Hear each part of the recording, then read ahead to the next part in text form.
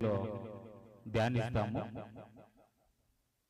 దేవుడు తన ప్రణాళిక, తన ఆలోచన, తన మనస్సు ఏమైనది?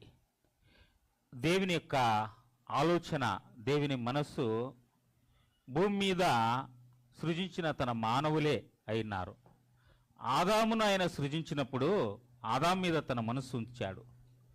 ఈ దినాల్లో ప్రపంచంలో ఉన్న ప్రతి మానవుని మీద తన మనస్సున్నది. అందరూ మారు మనసు పొంది పరలోక రాజ్యం చేరాలనేది ఆయన ప్రణాళిక, ఆయన చిత్తము, ఆయన ఆలోచన, ఆయన నిండు మనస్సు. దేవుని యొక్క వాక్యాన్ని ఒక భాగాన్ని చదువుకుందాము. హెబ్రీలకు రాసిన పత్రిక 2వ అధ్యాయము 3-4 వచనాలు కలిసి ఉన్నాయి, కలిసి చదువుకుందాము. హెబ్రీలకు రాసిన పత్రిక 2వ అధ్యాయము 3-4 వచనాలను మనము కలిసి ఉన్నాయి, చదువుకుందాం. ఇంత గొప్ప రక్షణను మనము నిర్లక్ష్యము చేసిన ఎడల ఎలాగు తప్పించుకుందుము? అట్టి రక్షణ ప్రభువు బోధించు చేత ఆరంభమై దేవుడు తన చిత్తానుసారముగా సూచక క్రియల చేతను, మహత్కార్యముల చేతను, నానా విధములైన అద్భుతముల చేతను, వివిధములైన పరిశుద్ధాత్మ వరములను అనుగ్రహించుట చేతను వారితో కూడా సాక్ష్యమిచ్చుండగా వినిన వారి చేత మనకు దృఢపరచబడెను. చిన్న ప్రార్థన చేసుకుందాం. పరిశుద్ధుడా, మహోన్నతుడా, ఆత్మదేవ, నీ సహాయాన్ని మేము కోరుతుంటున్నాము. వీక్షిస్తుంటున్న ప్రజలను మీరు దర్శించుము, వారి హృదయాలను వాక్యం కొరకు సిద్ధపాటు చేయమని ప్రార్థిస్తుంటున్నాను. మా ప్రభువా, నీ వాక్యము బలమైనది, నీ వాక్యము బండను బద్దలు కొట్టే సుత్తి వంటిదని మీరు రాయించారు. అందును బట్టి మీ సన్నిధిన మేము మొరపెడుతుంటున్నాము. సహాయం చేయము, నీ రక్త ప్రోక్షణించుము. ఇనే వారి హృదయాలను మీరు తాకమని ప్రార్థిస్తుంటున్నాము. బోధిస్తున్న నా మీదను నీ రక్త ప్రోక్షణించుము, నీ ఆత్మ సహాయాన్ని కోరుతూ ఈ ప్రార్థన యేసుక్రీస్తు నామమున ప్రార్థించి అడిగి వేడుకొంచున్నాను తండ్రి, ఆమేన్. Praise the Lord. ప్రియా సహోదర సహోదరులారా, మొదటి భాగాన్ని మనం చూసినప్పుడు ఇంత గొప్ప రక్షణను మనము నిర్లక్ష్యము చేసిన ఎడల, చాలాసార్లు రక్షణను నిర్లక్ష్యం చేస్తారు, అలక్ష్యం చేస్తారు, రక్షణను నెగ్లెక్ట్ చేస్తారు. చాలాసార్లు చాలా ఆఫర్లు గవర్నమెంట్ పలుకుతుంది. తర్వాత కొన్ని లోన్స్ను government banks, chit funds, private banks కొన్ని అవకాశాలను వాళ్ళు ప్రకటన చేస్తారు. ప్రకటన చేసినప్పుడు అవకాశాలను సద్వినియోగం చేసుకుంటారు. ఈ దినాల్లో తెలంగాణ రాష్ట్రంలో బస్సులు ఫ్రీ అన్నప్పుడు చాలా ధనికులను, కోట్ల రూపాయలు కలిగిన వారిను ఆధార్ కార్డు పెట్టుకొని ఉచితంగా దాన్ని సద్వినియోగం చేసుకుంటున్నారు. రక్షణను మనుషుడు సద్వినియోగం చేసుకోవటం లేదు. ఏంటి ఈ రక్షణ? ఏంటి ఈ రక్షణ? రక్షణ కార్యం అంటే ఏంటిది? ఒక మనిషి రక్షించబడాలంటే ఎక్కడి నుంచి రక్షించబడాలంటే మొదటిగా పాపము నుండి రక్షించబడాల. ఎందుకంటే పాపము చేయవాడు పాపమునకు దాసుడు.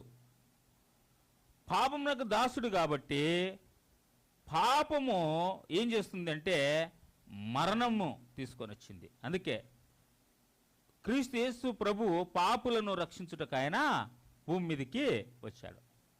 రక్షణ అనగా ఏంటి అంటే ఒక మనిషి తన ఆత్మీయ జీవితాన్ని నరకానికి వెళ్లకుండా తను తాను కాపాడుకొనుట, రక్షించబడుట.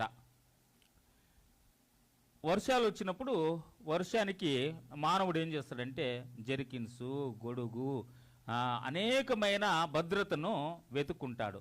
ఇండ్లు వెచ్చగా ఉండేదానికి స్వెటర్స్ అన్నిటినీ తను అనారోగ్యము కాకూడదు, నేను ఆరోగ్యవంతునిగా ఉండాలని తనను తాను రక్షించుకునే దానికి అతడు ప్రయత్నం చేస్తాడు. అయితే ఆత్మను కావాలా. ఆత్మకు అగ్ని అనే మహా కూపం ఉన్నది. అగ్ని అనే కూపం, అగ్ని అనే లోకం ఉన్నది, నరకలోకం. అయితే నరకలోకం నుంచి మానవుడు రక్షించబడాలి. భూమి మీద మానవుడు ఏం చేస్తున్నాడంటే ఈ అత్యంత విశేషమైన రక్షణను ఏం చేస్తుంటున్నాడంటే నిర్లక్ష్యము చేస్తుంటున్నాడు. కొన్నిసార్లు పిల్లలు స్కూల్కి వెళ్తారు. తల్లిదండ్రులు చాలా ఉదయాన్నే లేచి వారి కొరకు మంచిగా బాక్స్ తయారు చేసి మంచి పదార్థాలు, విలువైన పదార్థాలు ప్రిపేర్ చేసి పిల్లలకి ఇచ్చి పంపుతారు. పిల్లలు కొంతమంది మధ్యాహ్నము లంచ్ చేయక ఆ బాక్స్ని తీసుకొని వచ్చి ఇంట్లో మళ్ళీ రిటర్న్ చేస్తారు. తల్లిదండ్రులకు చాలా బాధ అవుతుంది. ఎందుకు బాధ అవుతుందంటే నేను ఉదయాన్నే లేచాను, పెందల కాడ లేచాను, ఆహారం సిద్ధపాటు చేశాను, మధ్యాహ్నం అతడు తింటాడేమో అని. ఆహారాన్ని తినకుండా నిర్లక్ష్యం చేసిన కుమారుని బట్టి తల్లికి దుఃఖమే, తండ్రికి దుఃఖమే. పరలోకపు తండ్రి ఆయనకు నిర్లక్ష్యం చేసే మానవులంటే చాలా దుఃఖము. రక్షణను సిద్ధపాటు చేశాడు. యేసు ప్రభు వారు భూమి మీదకి ఆయన వచ్చారు. భూమి మీదకి ఆయన వచ్చింది ఎందుకు జన్మించాడు అంటే ప్రజలను రక్షించేదాని కొరకే ఆయన వచ్చాడు. ప్రపంచంలో రక్షణ అనేది యేసుక్రీస్తు ద్వారానే తప్ప ఇంక మరి ఏ మార్గమున ఏ దారినో లేదు. ఒక మనిషి నిత్యజీవం పొందుకోవాలంటే దేవుడు అమరలోకాన అమరత్వములో నిన్ను నన్ను ఉంచాలని కోరుకున్నాడు. ప్రియులారా, అమరలోకములో చాలాసార్లు కొన్ని ఆఫర్లు, విదేశాల్లో జాబు లేక స్వదేశములైన గవర్నమెంట్ ఉన్నతమైన జాబులు అంటే ఎంతో ప్రయాసపడి వాటిని సంపాదించుకుంటారు. అయితే దేవుని యొక్క వాక్యంలో చూస్తుంటున్నాము. ప్రకటన గ్రంథము 2వ అధ్యాయము 3వ అధ్యాయంలో ఏమనింది అంటే ఆయన అధికారం ఇస్తున్నాడంట. దేవుని యొక్క రాజ్యములో తన ప్రజలకు అధికారం ఇస్తుంటున్నాడు. ఎలాంటి అధికారము? యేసు ప్రభుని ఎవరైతే అంగీకరించి ఆయన కొరకు బ్రతుకుతారో వారికి ఆయన ఏం చేస్తుంటున్నాడంటే వారికి ఒక అధికారం ఇస్తుంటున్నాడు. ఆ అధికారము ఏంటి మనం చూస్తామండి. 26వ వచనము, ప్రకటన గ్రంథం 2వ అధ్యాయం 26వ వచనాన్ని చదువుకుందాం. ప్రకటన గ్రంథం 2వ అధ్యాయం. నా తండ్రి వలన అధికారం పొందినట్టు జయించుచు అంతము వరకు నా క్రియలు జాగ్రత్తగా చేయవానికి జనముల మీద అధికారం ఇచ్చెదను. అతడు ఇనుపదండంతో వారిని ఏలును. వారు కుమ్మరవాణి పాత్ర వలె పలగొట్టబడుదురు. చూడండి, ఇంత గొప్ప రక్షణను నిర్లక్ష్యం చేసిన వానికి జాబ్స్ లేవు. పరలోకమందు దేవుని రాజ్యంలో ఏమి లేదు, జాబ్స్ లేవు. దేవుని రాజ్యంలో జాబ్ కావాలంటే ఏంటిదంటే ఒకటి దేవుని రాజ్యంలో ఉండాలంటే మారు మనసు పొందాలి. ఏం కావాలి? చాలామంది వేషధారణ కలిగి ఉంటారు. ఏమైతారు? వేషధారణ వలన దేవునికి మహిమ లేదు. వేషధారణ ఉంటాడు. అందుకే ఏమంటున్నాడంటే తోడేలు గొర్రె చర్మం కప్పుకుంటుందంట. తోడేలు గొర్రె చర్మం. తోడేలు కనికరించదు గొర్రెలను. తోడేలు మీద గొర్రె చర్మం వేసిన కానీ అది దాని బుద్ధి మారదు. అది కప్పుకొని విశ్వాసుల మధ్యనే వాసం చేస్తుంది. అయితే కరుణ లేని తోడేలు. అందుకే దేవుని రాజ్యంలో పదవులు, దేవుని రాజ్యంలో ఉద్యోగాలు, దేవుని రాజ్యంలో ఆయన నిన్ను నన్ను ఉన్నతమైన స్థానంలో నిలబెట్టాలనుకున్నాడు. ఈ లోకములో చిన్న చిన్న విషయాలకు దేవుని నిర్లక్ష్యం, బైబిల్ రీడింగ్ చేసేదానికి నిర్లక్ష్యం చేస్తారు, ప్రార్థించేదానికి నిర్లక్ష్యం చేస్తారు, చర్చికి వెళ్ళేదానికి నిర్లక్ష్యం చేస్తారు, ఆత్మ సంబంధమైన దైవ కార్యక్రమాల్లో నిర్లక్ష్యం చేస్తారు. కొందరైతే ప్రభు బలలో క్రీస్తు యొక్క శరీరములో రక్తంలోనూ పాల్పొందేదానికి నిర్లక్ష్యం చేస్తారు. ప్రభులో నిర్లక్ష్యం చేసిన వారిని ఒకే ఒక మాట అంటున్నాడు, తప్పించుకుండేది ఎలాగు. చూడండి ఆ మాటను చదువుతున్నాను. హెబ్రీలకు రాసిన పత్రిక 2వ అధ్యాయం 3వ వచనము. ఎలాగు తప్పించుకొందువు, ఎలాగు తప్పించుకొందుము. ఇక్కడ ఒక ప్రశ్నతో కూడినది. నిర్లక్ష్యం చేసే ప్రతివాడు ఎవరైనా కానీ, నువ్వు ఎంతటి వాడవైనా పర్వాలేదు, నువ్వు ఎంతటి స్థితిలో ఉన్నా పర్వాలేదు, నువ్వు మహాజ్ఞానివై ఉండొచ్చు, మహాపండితుడు అయి ఉండొచ్చు, అయితే నిర్లక్ష్యం చేసిన నీవు తప్పించుకునే దానికి అవకాశమే లేదు. కోటి విద్యలు కూటి కొరకే. పరలోకం కొరకు ఈ ఒక్క విద్య ఉంటే చాలండి. ఏం కావాలండి? కోటి విద్యలు ఎంత కూడండి? ఇంత తింటారా? ఇంత తింటారా? మంచిగా ఒక పిరికెడు తింటాడు. కోటి విద్యలు కడుపు కొరకు, కూటి కొరకు.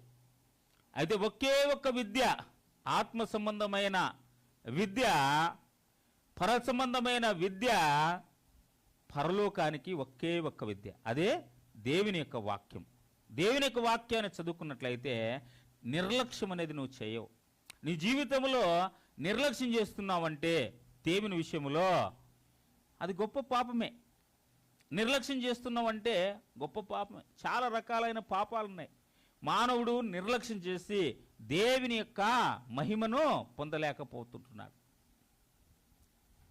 పాపము ఏంటి అంటే నీ నిర్లక్ష్యమే ఒక పాపము, నీ అవిధేయతే ఒక పాపము, నీ అసమర్థతే ఒక పాపము. అందుకే ప్రకటన గ్రంథము 21:8 అంటాడు, పిరికితనం ఒక పాపము. పిరికివారు నరకానికి వెళ్ళేదంటూ మొదటి లిస్టు. పిరికివారు చూడండి, చిన్న భాగములో మత్తయి సువార్త 25వ అధ్యాయంలో ఒక చిన్న మాట అంటాడు. తలాంతుల విషయంలో మాట్లాడుతూ మొదటిగా ఒక భాగాన్ని చదువుకుందాం. 25వ అధ్యాయము, మత్తయి రాసిన సువార్త 25వ అధ్యాయము వచనం వచ్చేసి మనము చదువుకుందామండి. 15వ వచనం 15.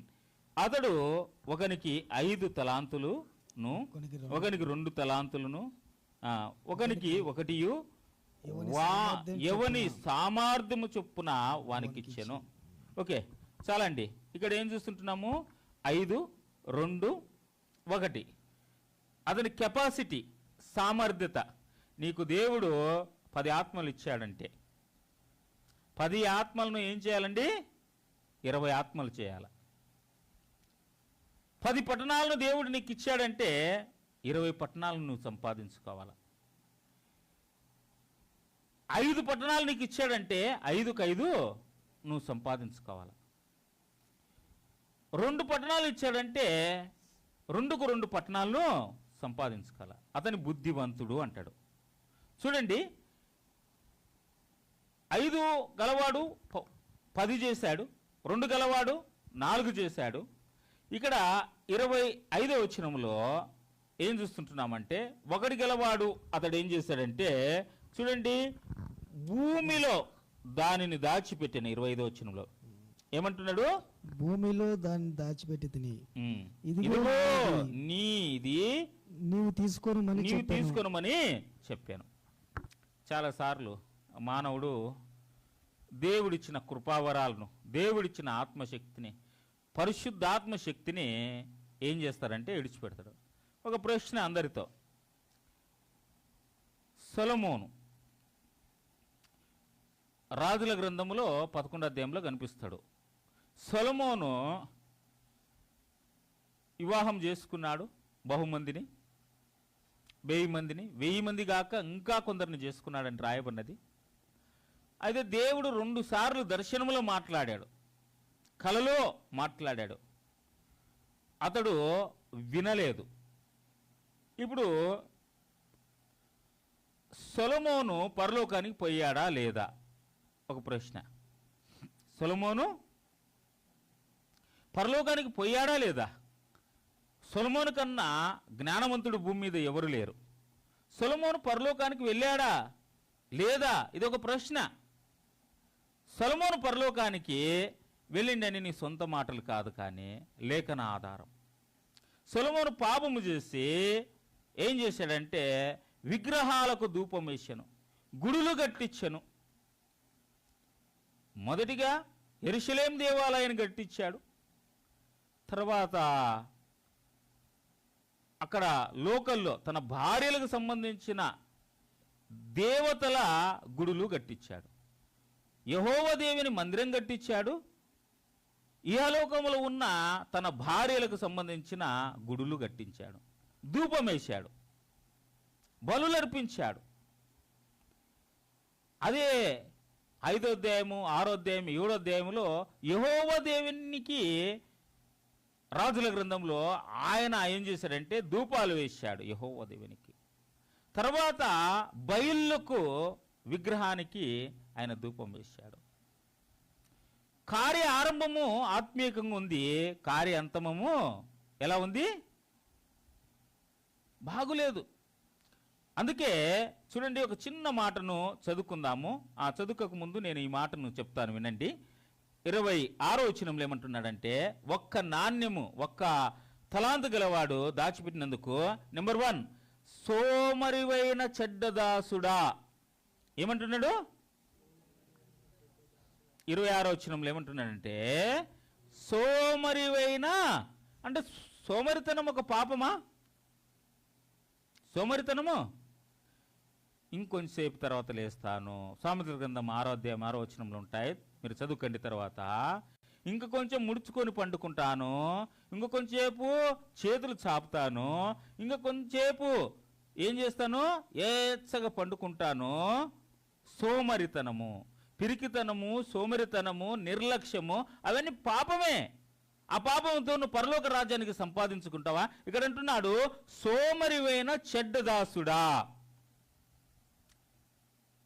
ఆ యొక్క యజమానుడు, పరలోకపు యజమానుడు, ఆయన ఎంత బాధపడతాడంటే, నీకు దైవశక్తినిచ్చాడు, నీకు నాకు మానవునికి దైవశక్తి ఇచ్చాడు. సంఘమును కాయుటకు పరిశుద్ధాత్మ దేవుడు ఆత్మల మీద కాపరై ఉన్నాడు. ఆ పరిశుద్ధాత్మ దేవుడు ఆత్మశక్తినిచ్చినప్పుడు, ఆత్మబలం ఇచ్చినప్పుడు, తలాంతులు ఇచ్చినప్పుడు, కృపావరాలు ఇచ్చినప్పుడు నిర్లక్ష్యం చేయట ఎంత భయంకరమైనది, ఎంత భయంకరమైనది. సోమరివైన చెడ్డదాసుడా అంటే నెంబర్ 1 సోమరివాడు, నెంబర్ 2 చెడ్డదాసుడు.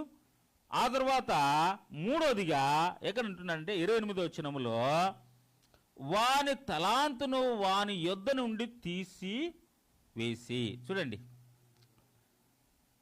సోమరివాడు, చెడ్డవాడు సామర్థ్యతను కోల్పోయాడు. ఏం చేశాడు? తన కెపాసిటీని, ఒకే తలాంతును మెయింటైన్ చేయగలిగిన వాడు తన సామర్థ్యతను కోల్పోయాడు. అందుకే మొదటి ఎవని సామర్థ్యత కొలగి, సామర్థ్యతను బట్టి, వాని సామర్థ్యతను బట్టి అతనికి ఏం చేశాడంటే తలాంతులను ఇచ్చాడు. అయితే ఇక్కడ ఇతనికి ఒక్కటిను మెయింటైన్ చేసేదానికి కెపాసిటీ లేదు. ఎందుకు కెపాసిటీ లేదు? చాలామంది బిజినెస్ మెన్స్ 100 కోట్లు ఉంటే 200 కోట్లు ఇమీడియట్లీ చేస్తారు. వ్యాపారాలు చేసి కష్టపడి దాని కొరకు 100 కోట్లలో ఇంజనీర్స్ను కొంటారు. ఆ తర్వాత వాళ్ళకు కావాల్సిన పనివారిని తీసుకుంటారు, వాళ్ళు పెట్టుకుంటారు. 100 కోట్లను 200 కోట్లు చేయగలుగుతారు. ఈరోజు క్రైస్తవుడు ఏమైపోయాడంటే 10 ఆత్మలను 5 ఆత్మలకు తెస్తున్నాడండి. 5 ఆత్మలు 2 ఆత్మలకు వస్తున్నాయి. 2 ఆత్మలు పోయి ఒక్క ఆత్మ పోయి 0. ఏమైపోయిందండి? దేవుని యొక్క వాక్యములో 30 60 100 ఫలించాలని రాయబడినది. అయితే నేడు మానవుడు ఏమైపోయాడంటే 100 ఉన్న వ్యక్తి 60 వస్తున్నాడు, 60 అయినా 30 వస్తున్నాడు, 30 10 వస్తున్నాడు, 10 వచ్చిన ఆయన 5కు వస్తున్నాడు. 5 కలిగిన వాడు 2కు వచ్చాడు, 1కి వచ్చాడు, 0. తన చివరికి తన ప్రాణము పోగొట్టుకుంటాడు. నిర్లక్ష్యం. దేవుని కొరకు ఎప్పుడు నిర్లక్ష్యం చేయకూడదు. దేవుని యొక్క వాక్యమును నిర్లక్ష్యం చేయకూడదు. పరిశుద్ధాత్మని నిర్లక్ష్యం చేయకూడదు. ఆత్మదేవుడు ఉద్రేకతగా ఉండడు. ఎప్పుడు ఆత్మదేవుడు, పరిశుద్ధాత్ముడు ఎప్పుడు ఉద్రేకతకు అవకాశం ఇయ్యడు. పరిశుద్ధాత్ముడు వాక్చాతుర్యానికి ఇయ్యడు అవకాశం, వాక్ శక్తికి ఇస్తాడు. వాక్చాతుర్యం కాదు కావాల్సింది, వాక్ శక్తి కావాలా. ఏం కావాలా? వాక్శక్తి. వాక్శక్తి కలిగిన నీవు వాక్చాతుర్యం కలుపుకుంటే ప్రయోజనం లేదు. పౌలు అంటాడు, నేను వాక్చాతుర్యం వలన నేను ప్రకటించటం లేదు, వాక్శక్తితో నేను ప్రకటిస్తున్నాను. వాక్చాతుర్యము లోకంలో చాలా ఉంది, వాక్శక్తి లేదు. వాక్చాతుర్యము చాలా మటుకు ప్రజల్లో ఉన్నది. వాక్చాతుర్యం కలిగిన వారు ఎప్పుడు వారు లోకరీతిగా వర్ధిల్తా ఉంటారు, కానీ ఆత్మీకంగా మాత్రం వారు వర్ధిల్లరు. అవకాశం లేదు వారికి. ఆ తర్వాత ఇక్కడ చూస్తున్నాము, వాని సామర్థ్యతను కోల్పోయాడు.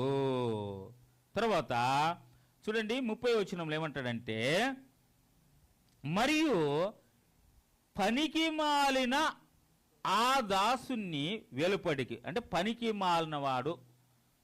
చూడండి ఏమంటున్నాడు, ఎన్ని పదాలు వచ్చినాయండి?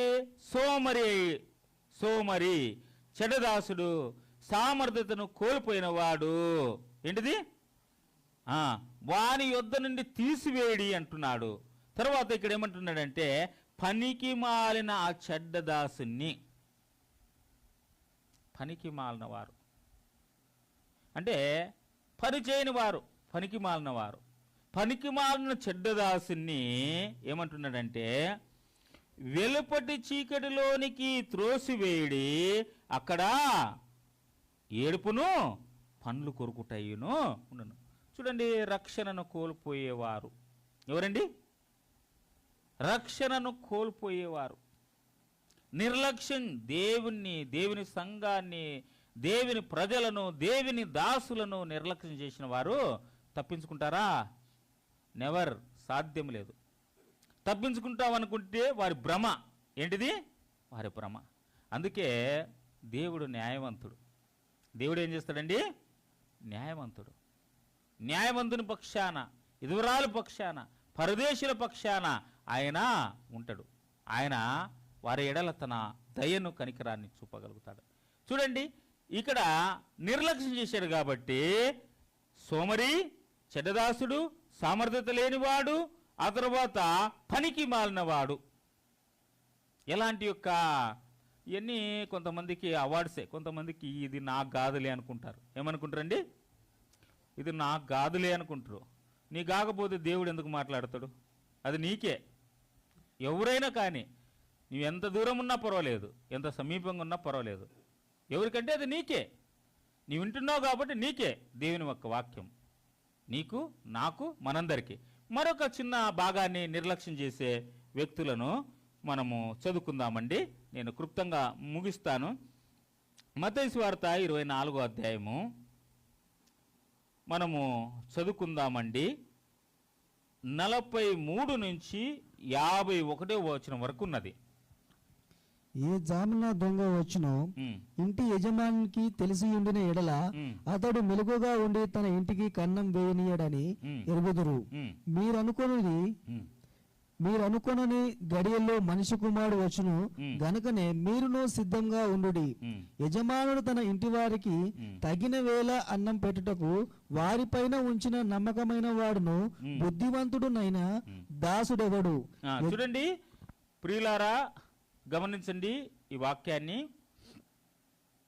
దేవుడు నీకు నీ కుటుంబం ఇచ్చాడు, నీకు నీ బంధువులను ఇచ్చాడు, నీకు నీ బలగాన్ని ఇచ్చాడు.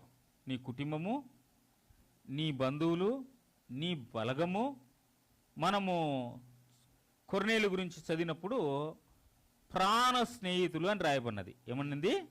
బంధువులు, కుటుంబము, బలగము, ప్రాణ స్నేహితులను అందరిని సమకూర్చాడు. ఏం చేశాడండి? ఓకే, ఇక్కడ వేలకు అన్నం పెట్టు వారిని ఉంచి నమ్మకమైన వాడు బుద్ధివంతుడనైన దాసుడు ఎవడు. ఇక్కడ అంటున్నాడు, నీ ఆత్మీయ జీవితంలో ఈ దినాల్లో ఫ్యామిలీ ప్రేయర్స్ అనేటివి డెడ్ అయిపోయినాయండి. చాలా జరిగే దగ్గర జరుగుతూ ఉన్నాయి. ఫ్యామిలీ ప్రేయర్స్ చాలా తగ్గిపోయినాయండి. కుటుంబ ప్రార్థనలు కొన్ని గృహాల్లో నేను చూస్తున్నాను, వారానికి ఒకసారి కుటుంబ ప్రార్థన పెట్టుకుంటున్నారు. సండే హాలిడే, సండే రోజు చర్చి ముగించుకొని వచ్చి ఆ రోజు మంచిగా ఇష్టమైన ఆహార పదార్థాలు వండుకొని సండే రోజు సాయంత్రం ఏం చేస్తుంటున్నారంటే కుటుంబ ప్రార్థనలు పెట్టుకుంటున్నారు. మంచిదే. ఎవ్రీడే ఏంటి నిర్లక్ష్యం. ఈ దినాల్లో నీకు దేవుడు ఎంతో అనుకూలపరిచాడు. నువ్వు ఒకవేళ ప్రయాణంలో ఉన్నావా, నువ్వు వేరే ఊరిలో ఉన్నావా, ప్రతి దినము నీ పిల్లలతో నువ్వు మాట్లాడుతుంటున్నావా, వేలకు ఆత్మ సంబంధమైన ఆహారం నువ్వు పంచిపెడుతుంటున్నావా? నిర్లక్ష్యం. నేను నీ కుటుంబం గురించి చెప్తున్నాను ప్రియా సహోదరి సహోదరుడా. నీకు బాధ్యతగా అప్పగించబడిన నీ కుటుంబం, లేక నీ ప్రేయర్ సెల్ కానీ, నీ సండే స్కూల్ కానీ, నీ యొక్క యూత్ ఫెలోషిప్ కానీ, ఉమెన్స్ ఫెలోషిప్ కానీ, సంఘం కానీ, ఏదైనా కానీ నీకు అప్పగింపబడిన దాంట్లో నిర్లక్ష్యం చేస్తున్నావా? నిర్లక్ష్యం చేస్తుంటున్నావా?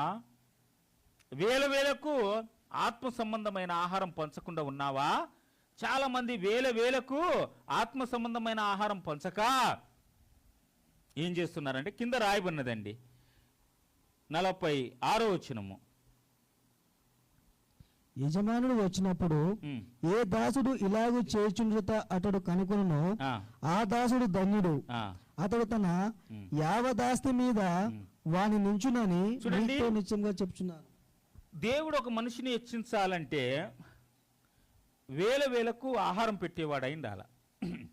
నీ టాలెంటు, నీ చదువులు దేవునికి అక్కర్లేదు. వేలకు వారికి ఆహారం పంచి పెట్టగలుగుతున్నావా? చాలాసార్లు మానవుడు నిర్లక్ష్యం చేస్తాడు. వేలకు ఆహారాన్ని ఇక్కడ అంటున్నాడు. ఏమంటున్నాడంటే 46వ వచనంలో ఏమంటున్నాడంటే ఆ దాసుడు ధన్యుడు. ఏమైనాడు? ఆ దాసుడు ధన్యుడు. ఇక్కడ 45వ వచనంలో మనం చూస్తుంటున్నాం ఏంటిదంటే నమ్మకమైన వాడు బుద్ధివంతుడు, ఆ దాసుడు ఎవరంటే ధన్యుడు. ఎవరండి? ఇక్కడ 3 పాయింట్లు. ఆ దాసుడు ఏమైనాడంటే ధన్యుడు, బుద్ధివంతుడు, నమ్మకమైన వాడు.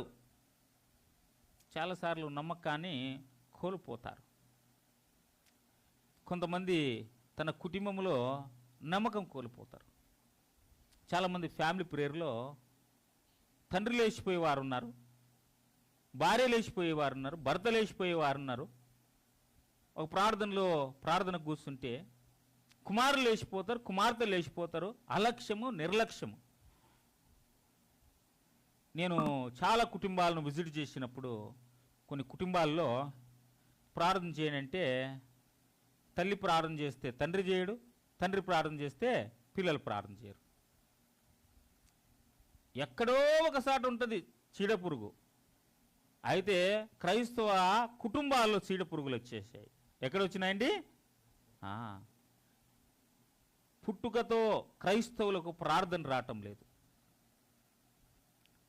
పుట్టుకతో ప్రభుని ఎరిగిన వారికినో దైవత్వం తెలియకుండా ఉంటుంది.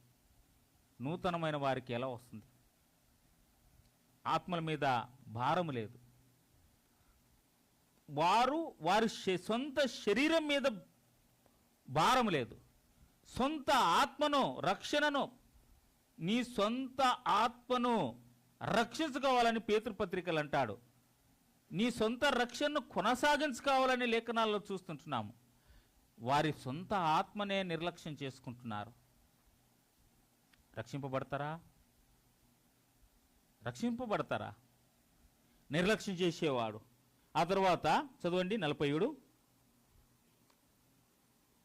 అతడు తన యావదాస్తి మీద వాని నుంచునని మీతో నిశ్చయంగా చెప్తున్నాను. అంటే 3 క్యారెక్టర్లు బాగున్నప్పుడు, అంటే నమ్మకమైన వాడు, బుద్ధివంతుడు, ఆ దాసుడు అంటే వేలకు ఆహారం పెట్టేవాడు ఏమైపోయాడంటే ఆ దాసుడు ధన్యుడైతున్నాడు. ఆ దాసునికి దేవుడు ఏం చేస్తున్నాడంటే తన యావదాస్తి మీద, జనులు చాలాసార్లు జనుల మీద అధికారం కావాలనుకుంటారు, జనులు చాలామంది కావాలనుకుంటారు, జనులు పనివారుగా ఉండాలనుకుంటారు. దేవుని వాక్యంలో మనకు పాత నిబంధనలో చాలా స్థలాల్లో రాయబడినారు, జనుల మీద అధికారం ఇస్తాను అని, జనులను నీకు ఇస్తాను అన్నాడు, దేశాన్ని ఇస్తానన్నాడు, షీబాని ఇస్తానన్నాడు, కూషిని ఇస్తా అన్నాడు. యెషయా గ్రంథం 43లో 5వ వచనంలో అవన్నీ దేవుడు ఇస్తానన్నాడు. నిజమేనా? అవును, ఇస్తుంటున్నాడు. అయితే యావదాస్తి మీద దేవుడు నిన్ను అధికారిగా ఉంచుతాడంటే అది ఎంత పెద్ద ఆశీర్వాదం, ఎంత పెద్ద దీవెన, ఎంత గొప్ప కార్యము. ఆ కార్యం మీద నీ మనసు ఏంటిది? తర్వాత చూడండి 48వ వచనంలో, అయితే దుష్టుడైన ఒక దాసుడు నా యజమానుడు ఆలస్యం చేయుచున్నాడని తన మనసులో అనుకొని తన తోడి దాసులను కొట్ట మొదలు పెట్టి. చూడండి, తోటి దాసులను ఏం చేస్తుంటున్నాడండి? నీచుడా అంటే కొట్టినట్లే. ఏంటిదండి? ద్రోహి అన్నవాడు నరహంతకుడు అని రాయబడినది. చూడండి, తోటి దాసులను ఏం చేశాడు ఆయన? కొట్ట మొదలు పెట్టి. దుష్టుడైన వాడు అని అంటే దుష్టుడైన వాడు తోటి దాసులను కొట్టను మొదలుపెట్టి త్రాగుబోతులతో తినుచు త్రాగుచుండే. త్రాగుబోతులతో తినుచు త్రాగుచు వారి జీవితాన్ని ఎంత నష్టపరుచుకుంటున్నారు. వేలకు ప్రియ సహోదరుడా, సహోదరి, వేలకు నీకు టైం టేబుల్ ఉందా ప్రార్థనకు? వ్యక్తిగతమైన ప్రార్థనకు, వ్యక్తిగతంగా ప్రభుత్వం గడిపేదానికి టైం టేబుల్ ఉందా?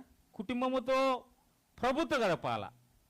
కుటుంబాన్ని హోటల్కి తీసుకుపోని టైం ఉంటుంది, కుటుంబాన్ని డాబాలకు తీసుకొని పోను టైం ఉంటుంది, కుటుంబంతో డిన్నర్ లంచ్ చేసేదానికి, బంధువుల ఇంట్లకు వెళ్ళేదానికి, స్నేహితుల ఇంట్లకు వెళ్ళేదానికి టైం ఉంటుంది. వేలకు నీ కుటుంబానికి ఆత్మీయమైన విషయాల్లో టైం ఉంటున్నదే? చూడండి, నెక్స్ట్ చదవండి. త్రాగుబోతులతో తినుచు త్రాగుచుంటే ఆ దాసుడు కనిపెట్టని దినములలోను వాడనుకొనని గడియల్లోను వాని యజమానుడు వచ్చి వానిని నరికించి. చూడండి, వానిని నరికించి వేషధారులతో కూడా. చూడండి, వేషధారులతో. ఇక్కడ దాసునికి దేవుడు మానవులను, మనుషులను, కుటుంబాన్ని ఇచ్చాడు. అయితే ఆ కుటుంబాన్ని నిర్లక్ష్యం చేశాడు, తన్ను తాను నిర్లక్ష్యం చేసుకున్నాడు. త్రాగుబోతులతో తిండిబోతులతో తినుచు త్రాగుచు అతడు ఉంటున్నాడు. కాబట్టి చెడ్డదాసుడైనందుకు ఏమంటుందంటే వేషధారులతో కూడా వానికి పాలు నియమించెను. రక్షణను నిర్లక్ష్యం చేస్తే వేషధారులతో పాలు అంటే రక్షింపబడిన వారికి పాలు ఎక్కడ? పరలోకం మందు పాలు. రక్షింపబడిన వాళ్ళు లక్ష్యం ఉంచాల, నిర్లక్ష్యం కాదు. ఎవరి మీద లక్ష్యం ఉంచాలా? హెబ్రీయులకు రాసిన పత్రిక 12:1 ఏమంటాడంటే, విశ్వాసమునకు కర్తయు దాన్ని కొనసాగించు వాని వైపు ఏం చేయాలా? లక్ష్యం ఉంచాల. ఎవరి వైపు లక్ష్యం ఉంచాలా? విశ్వాసమునకు కర్తయు యేసు ప్రభు మీద. ఆ యేసు ప్రభు నీ కొరకు తన రక్తాన్ని కార్చాడు, యేసు ప్రభు నీ కొరకు తన ప్రాణాన్ని పెట్టాడు, యేసు ప్రభు సమస్తమును నీ కొరకు తన ధారపోశాడు. ఒక మానవుని లోపల 6 లీటర్ రక్తం ఉంటే 6 లీటర్ రక్తము యేసుక్రీస్తు నీ కొరకే ఆఖరి రక్తపు బిందువును నీ కొరకు ధారపోశాడు, నీ కొరకు, నా కొరకు. ఆయన ప్రేమ గొప్పది కాబట్టి ఆయన జ్ఞాపకం చేసుకుందాం. చూడండి, నిర్లక్ష్యం ఎక్కడ చేయకండి. ఆయన మీద లక్ష్యం ఉంచి ఆయనలో మనం నిలిచి ప్రభును స్తుతించి గణపరిచి ఆయనకు మహిమ తెచ్చేవారిగా ఉందాము. దేవుడు ఈ వాక్యాన్ని దీవించుగాక. చిన్న ప్రార్థన చేసి ముగిస్తాం. పరిశుద్ధుడా, మహోన్నతుడా, నీ వందనాలు స్తుతులు చెల్లిస్తుంటున్నాను తండ్రి. మీరు ఇచ్చిన మీ లేఖన భాగాలను బట్టి నీ సన్నిధిన మొరబెడుతుంటున్నాం, ఆరాధిస్తున్నాం, స్తుతిస్తుంటున్నాము తండ్రి. విన్న మీ ప్రజలు సరిచేసుకొని నీ కొరకు బ్రతుకుడుకు సహాయం చేయమని ప్రార్థిస్తున్నాను తండ్రి. నూతనమైన ఉజ్జీవమును, నూతనమైన ఆత్మీయ జీవితాన్ని, వాక్శక్తిని కలిగి ప్రజలు బ్రతుకుటకు సహాయం చేయమని ప్రార్థిస్తూ ఈ ప్రార్థన నా ప్రభు నారక్షకుడైన యేసు క్రీస్తు నామమున ప్రార్థించి అడిగి వేడుకొనుచున్నాను తండ్రి. ఆమేన్.